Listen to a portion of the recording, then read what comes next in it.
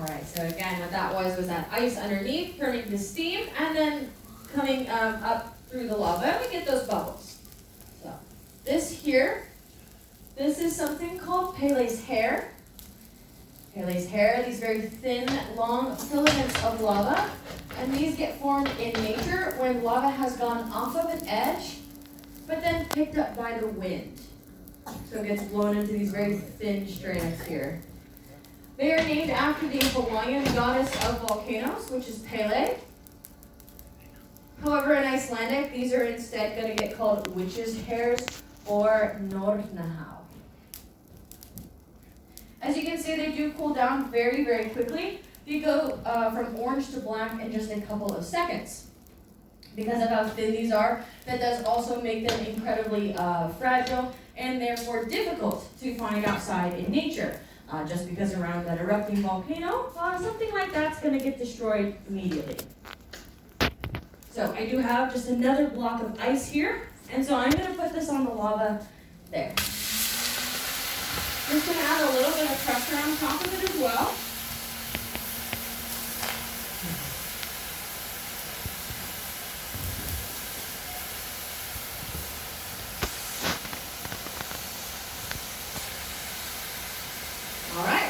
Here we go. You can see that the lava is now starting to inflate. We got a bubble there, we got a bubble there on the side. We got kind of an inflation up there in the front as well. So what is happening now with these bubbles is that if you do notice at the surface of the lava, that the surface has already stopped moving. This top layer starts to solidify very, very quickly. And so now when I put that block of ice on, that steam is actually going to get trapped inside the lava, and as it tries to escape, it is going to inflate it just like a balloon. Lava is an incredibly good insulator of its own heat, and it actually is going to create its own heat insulation for itself. And so you can see when I poke it here at the top, you know, that top part is definitely already solid. But if I just come around here, I'm just going to flip that up and over. You can see underneath there, oh, that's definitely not solid. So on the underneath, I have plenty of liquid lava. Liquid to the point that I can actually still even make hairs with it. But then now, as soon as I've exposed this up and out of its insulation, it's going to be able to kind of solidify more. As it's exposed, it is going to continue to kind of get thicker and thicker. Right now, it's about the thickness of maybe like honey. It's about what it is right now. And then it'll slowly get thicker, and it'll be more like taffy here very, very soon. But you can see even on that top part, it's a little bit of a more dull orange. And then when I lift it up, it exposes that very bright yellow kind of color. And you can see in the thin parts how it just turns black and loses that glow very, very fast because it's pulled so thin.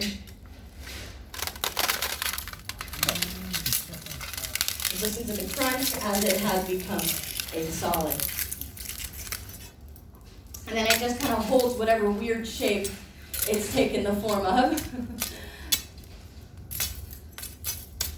How it's insulating its own heat is going to allow me to get underneath even this portion back here. So if I can get underneath, I can begin to gently lift this up.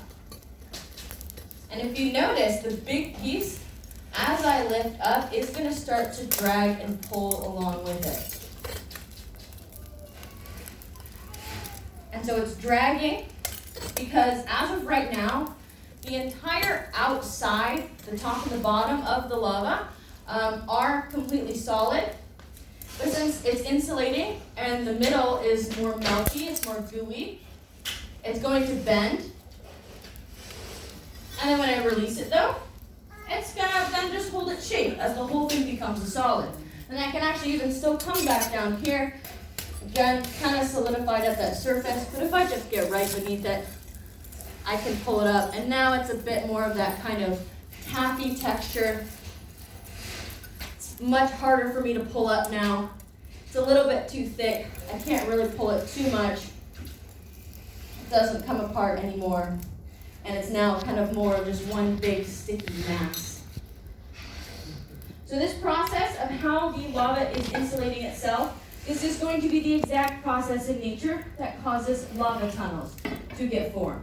So in nature, when you have something that is called an effusive type of eruption, and effusive means the opposite of explosive. And so effusive eruptions generally get these very nice sort of rivers of lava that are just going to be pouring out of the volcano and then burning their way through the land. And so these lava rivers, they go through this exact same natural cooling process. The lava rivers cool and solidify on the outside first and creates this layer of insulation completely around itself. That allows that center portion of the river to stay hot, liquid, and burning for a way longer period of time and a longer distance. And so then eventually, the volcano will stop. Lava has to stop flowing. And when that happens, the liquid lava in the insulation can then just actually evacuate itself out. And what gets left behind is that insulation itself. And so that's what a lava tunnel is. Just that leftover insulation of a lava river. So this sort of popping noise and that. So what this sound is the sound of the lava becoming solid. As lava solidifies, it is shrinking and it must contract. So all these little cracks, which you're hearing is, cracks in the lava itself as it is shrinking.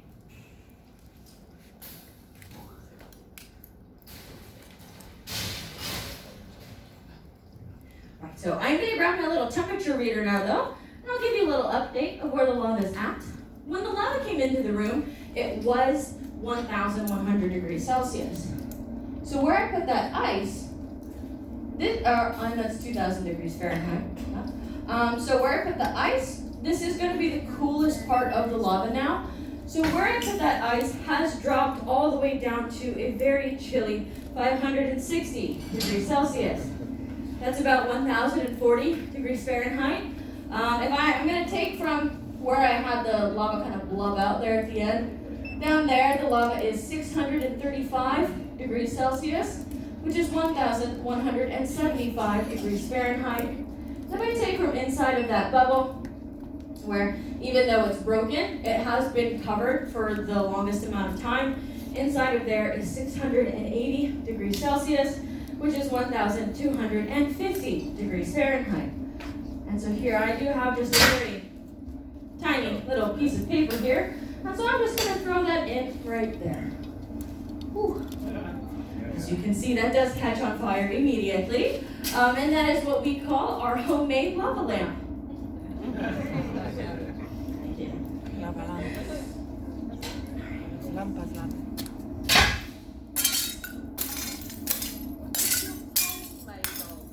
Sorry? Pole is made out of steel.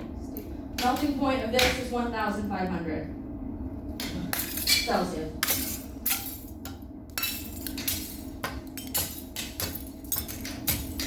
Alright, so when I break down the lava like that, the sound should be a bit familiar. What does it sound like when I break the lava? Correct, and that is because what we have in front of us here is something called volcanic glass. So volcanic glass is going to be a little bit different than regular glass. And so volcanic glass, this got formed, this gets formed when lava has been cooled down really, really fast. And so fast that there's no time for any crystals to grow in it. So this is what volcanic glass is. Lava solidified with zero crystallization. And so what that means is basically as the lava is becoming a solid, all of the elements that make up what the lava is, well, they're also becoming solid. And so as the elements are becoming solids, they do have to grab onto all of the other elements around them in order to create and build their solid structure. Except when it's happening too fast, then the elements, they don't have time to build anything super complex. No, all they actually have time to do is just grab onto the element that's right next to them and become a solid really quickly. And so they're just going to grab onto the most readily available and the most abundant element in the lava. And so for this, it is going to be silica. Silica makes up 47% of the lava, so nearly half of it is just silica. And so when every other element bonds onto that silica, then everything is going to end up looking like silica. And silica is the main ingredient in regular glass. And so that's how we end up with volcanic glass instead. So it's very fast cooling, no crystallization, and everything bonded onto that silica. Now it is also going to be black when it cools down and not clear. And this is just because it also has a lot of iron and magnesium in it. The presence of these two specifically are going to cause it to be black instead of it actually being able to be clear.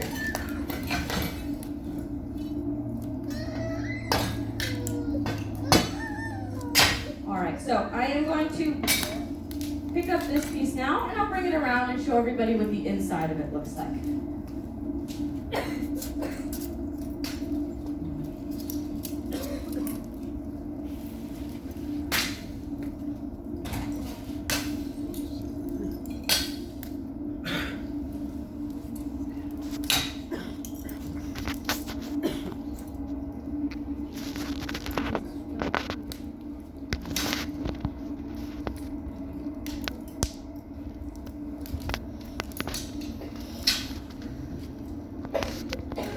So you can see this kind of black outer edge that's formed on it around the tops and the bottoms. That solidified first and started cooling, creating that layer of insulation around itself so that that middle portion gets to stay nice and red hot for this longer period of time.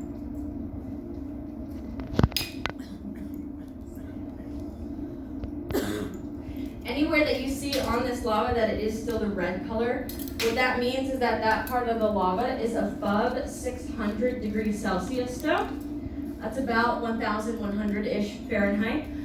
Anywhere that it's dropped below, that's when it's going to start to turn black and the glow fades away. And so this is happening, and why it's going to be losing its color as it cools off. The reason why it even glows is because it is hot. The elements, when they are really, really hot, they're going to be really, really excited too. And so when the elements are all hot and excited, they're going to be moving around. They're going to be buzzing with all this excitement, and so they're going to be vibrating and moving around. And so when they're doing this and vibrating and moving, they're going to be releasing energy. They're too excited. They're trying to get rid of all that energy. When they release their energy, they're going to be releasing it in the form of this glow, this light. And so this only happens above 600 Celsius because everything is hot and excited enough. Once the lava gets below that point, the elements are not as excited. They're not moving around as much. And so they're not releasing as much energy, and therefore we are going to be losing that light, and it's going to start fading into the black instead. And so I'm going to turn up the lights just a little bit here in the front now. You guys can all get a better look at it. It also is very pretty in the light.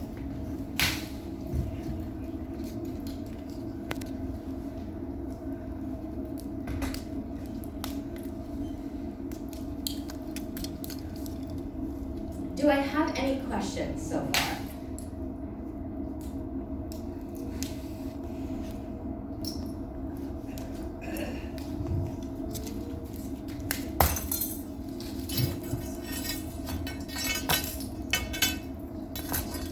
So I'm going to flip these pieces over here. And so the stuff that's stuck to the bottom here, as well as all of this stuff in the slide, so that is what our source material is. So that is what we started with and what went into the furnace to make the lava. So it does look incredibly different though, and even though these two things are chemically identical, different ways of formation and different environments led to them being two completely different end result looks. And so here we have the volcanic glass. Everything just cooled down really fast, so everything turned into this glass stuff. But this in here, I call this basalt tephra. Basalt is just going to be the type of volcanic rock that it is. Tephra is a geology word that means exploded bits of stuff, just exploded stuff. And so this basaltic tephra got formed inside of the crater of Katla when Katla was still erupting underneath the glacier. And so that glacier on top of Katla, Miðdalsjökull, is really, really big. It is twice the size of Reykjavík, and at the thickest part of it, this glacier is up to 700 meters thick, or 2,300 feet of ice. That's a lot of ice, even for a volcano. And so what happened in 1918 was that Katla started erupting, the lava came up, and then just hit the underside of that glacier. It was too thick to actually burst through. And so the lava comes up, and it just starts melting that glacier from the underside. All of this melt water starts to drain into the crater itself, where then the water interacts with lava. When that happens, there's going to be very, very big steam explosions because of it. These explosions are going to just be going off and off and off inside of that crater. And in those explosions, it is going to start blasting that lava apart into a million, billion, tiny, tiny little pieces. And so this is what our tephra is. It is exploded lava from inside of that crater. Now, all of this stuff is then just going to start to collect up there, and it's going to have to come down.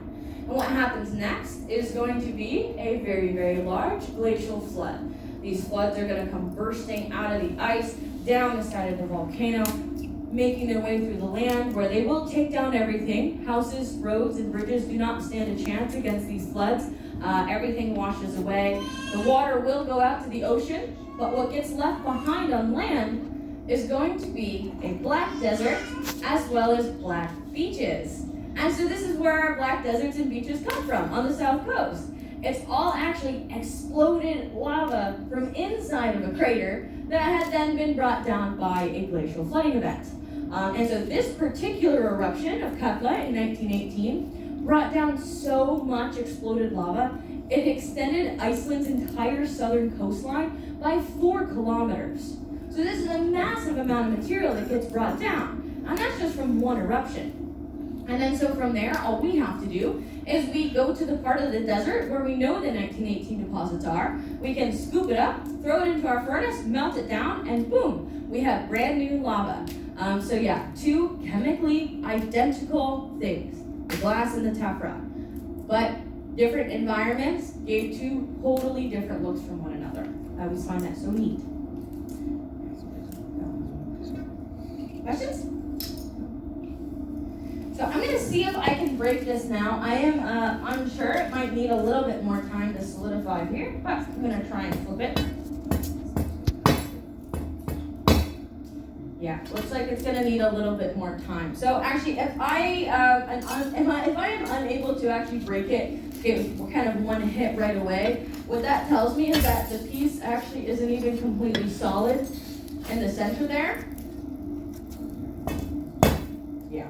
And so I can still see a lot of red under there. And so this whole piece, if we were to just leave it at this point and kind of not do anything to it, then all of this lava, which is only about 40 liters, would take about 2 to 3 days to get all the way down to room temperature. So that's how good it is at keeping in its own heat. 40 liters is 2 to 3 days. And so when we have like a natural lava field outside with a volcano that had erupted out billions of tons of lava and spread it all over the land, natural lava fields take years to cool down, sometimes decades. It just really depends on how much lava actually comes out of the volcano. And so I don't know if anybody has been following what has been happening here in Iceland the last few years, but we've had a volcanic eruption in 2021, 22, and 23. The 2021 eruption was the longest. It lasted about 6 months, so a lot of lava came out. And in some portions of that lava field, it can be up to 100 meters deep of new fresh lava. And so inside of that lava field, it's actually not even solid yet. And that was from 3 years ago. It's a little bit like a jelly donut where the whole outside is solid, but because the center is so insulated, It's actually still gooey in there. Volcanologists found a new lava tunnel there at the beginning of the summer, just a few months ago. In the lava tunnel, it's still 400 degrees Celsius. So they can't actually even go in it. All they can do is look at it from the outside because they can't study it yet because they're still just waiting for it to cool down. So lava can be incredibly hot for a very, very long amount of time. Another one of the dangers about lava that I had mentioned is that it does have a lot of toxic gases in it. Sulfur dioxide is the main one, but there's also things like carbon dioxide, carbon monoxide, as well as hydrogen sulfide, all very nasty stuff to our lungs. Now, we are all sitting in an enclosed room right now, and this is because our lava does not have any of that. No toxic gases whatsoever in our lava. And so this is because we're remelting lava that had already been erupted. So the gases in lava, those are only coming out of it at the time of eruption from inside of the earth, because that's where the gases are coming from. They're coming from inside of the earth. So once lava is making its way towards the surface and is being erupted, the lava is going to go through a process called degassing. The gases come up and out of the lava. Once those pressurized gases have been released out of the lava, then there's no way to reincorporate those gases back into the unpressurized lava. Once the pressurized gas is out, then it's out. And so since our lava was erupted 105 years ago, all of those gases were able to come out of it 105 years ago. And so it actually just doesn't even have any gases in it to begin with. So it's actually not a worry that we have to even think about it. There is no gases in it, so all we have to do is pick it up, melt it, and it's really just not a worry. That's why also you'll notice in our lava here, it doesn't have any holes in it. Lava rocks that you find outside are full of all those tiny little pores and holes and stuff. That's because of the gases that were coming out of it. Gases in a liquid is going to be a bubble. And so outside, when the lava is going through that degassing process, the lava is going to be kind of solidifying around all those gases too. And the gases are going to leave behind tiny little holes. And so that's where all the porous lava rocks come from. It is just lava that was going through a degassing process and solidified before all those gases could get out at that exact moment. And yeah, that's why ours is going to be incredibly, incredibly solid lava here.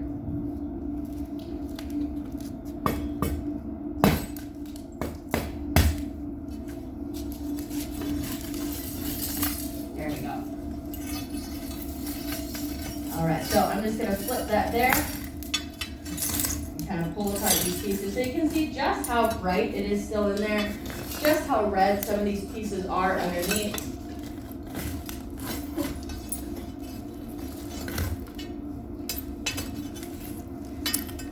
And just how long it can kind of keep this heat for.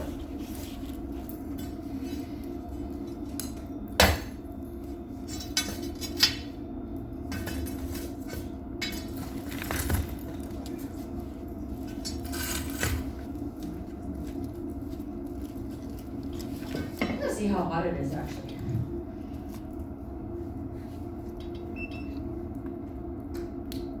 Yeah, so inside of that center piece there where I just broke it is still 670 degrees Celsius in there, which is 1,240 degrees Fahrenheit.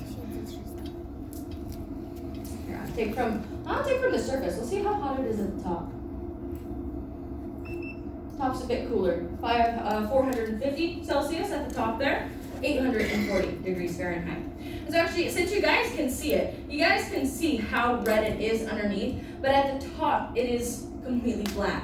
And so that right there is actually one of the reasons why people are told to never go walking on black lava. Because by looking at it, you don't know how hot it is, but more importantly, you do not know how hot it is actually underneath your feet. Lava is a really good insulator of heat, so it locks heat into place. In turn, that's going to mean it's a bad conductor. It does not move the heat around. It locks it into one spot. It doesn't move it. And so that's why you can have a piece that is drastically different temperatures all the way through, and why you shouldn't go walking on black lava. You never know if you're maybe walking on top of a cave or something, and it breaks, and then you kind of drop down a few feet or a couple meters. You can have quite a significant jump in temperature just from the top to the bottom. And you can see it right there, black on top with super red underneath. It can be very, very dangerous.